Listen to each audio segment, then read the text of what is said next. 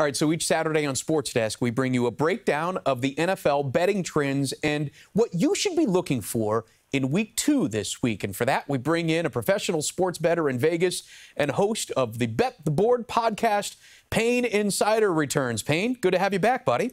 Pleasure. I appreciate you having me again. Well, last week you went 3-0 with us. So instead of just a 2-minute segment, my friend, we're going to give you a bigger bite this week. So first off, I kind of want to focus on the week as a whole, because right now the public is betting heavy on road favorites. Does that scare you at all? It does. Just flat, it does. It's a great question, and you don't ever want to make blanket statements because sports betting is a market that isn't static. We certainly find ourselves gravitating more towards underdogs in general than we do favorites. When you kind of look at the database long term, there's about a 1% additional edge, a head start, so to speak, when you look underdog and under, especially in the NFL. It's the one betting market where the public really has a say, and the public typically likes their favorites in overs. Yeah, and the public isn't always right. In fact, it's usually smart to bet against the public, but we always pay attention to the line movement, and this is the exact reason why.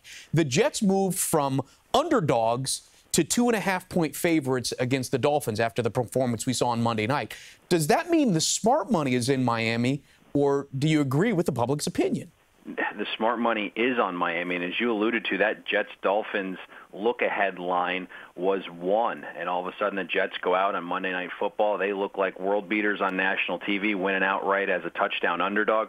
The public remembers what they saw last, and so once this reopened this week, the Jets were installed a 3.5-point favorite. That did not last long at all. Professionals took a bite on the Dolphins plus 3.5. Again at plus 3, and that's why we're currently sitting here at 2.5 now, below that key number. And as good as Sam Darnold looked in his debut, Jeremy Bates, the offensive coordinator for the Jets, really helped him out, disguised things. Offensively, 47% of Darnold's pass attempts had some element of play fake, which really kept the Lions' defense on its heels. It's carried over into this Lions-Niners matchup because that line has moved from a 3 to a 6.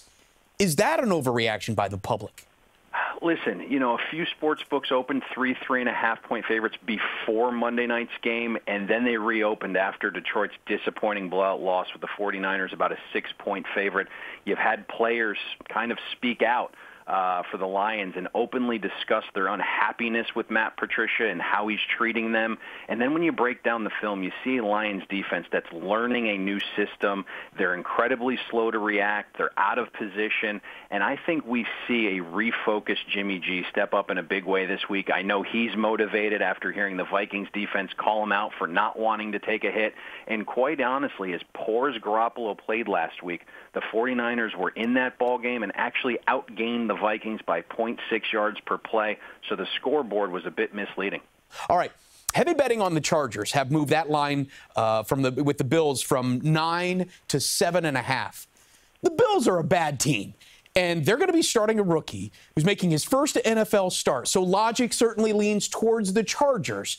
Where does the smart money land on this? Listen, I refuse to bet this game, but there has been a very small amount of professional money on the Bills this week with Josh Allen now under center. And there's a couple elements that do support the Bills this week, and I think the first is the look-ahead line, right? Chargers were -1, so suddenly after just 60 minutes of football, this line reopens as high as the Chargers -9. We're now at 7.5, as you alluded to. That's just a massive adjustment.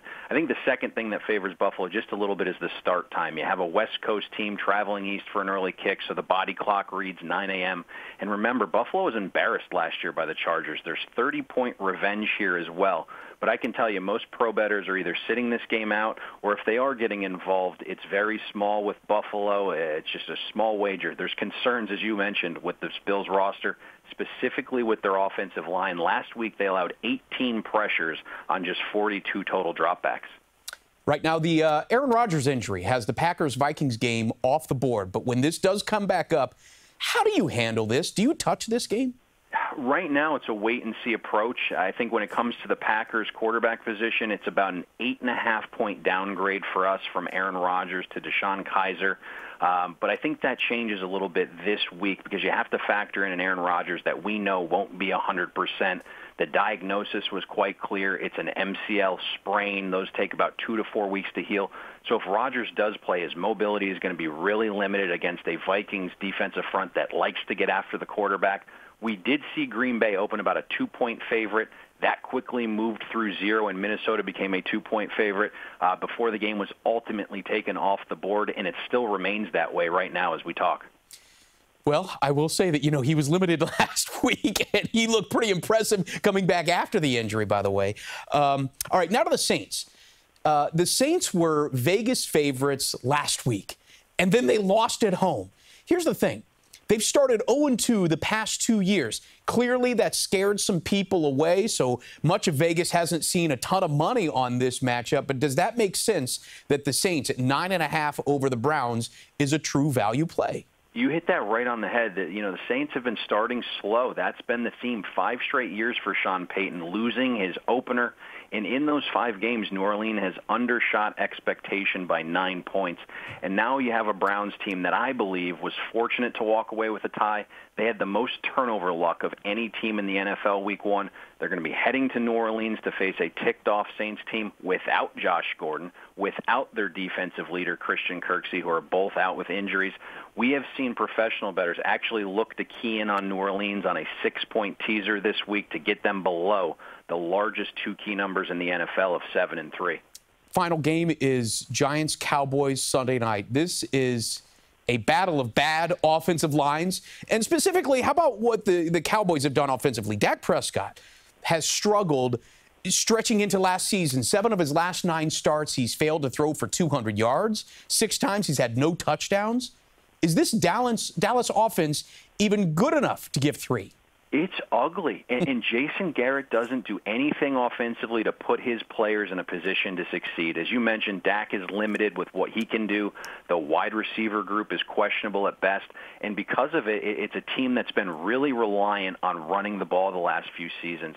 Dallas would tell you when they're running and do it anyways because their offensive line was so dominant. When you look at some of these numbers, the last 2 seasons, the Cowboys have been number 1 in rushing success rate.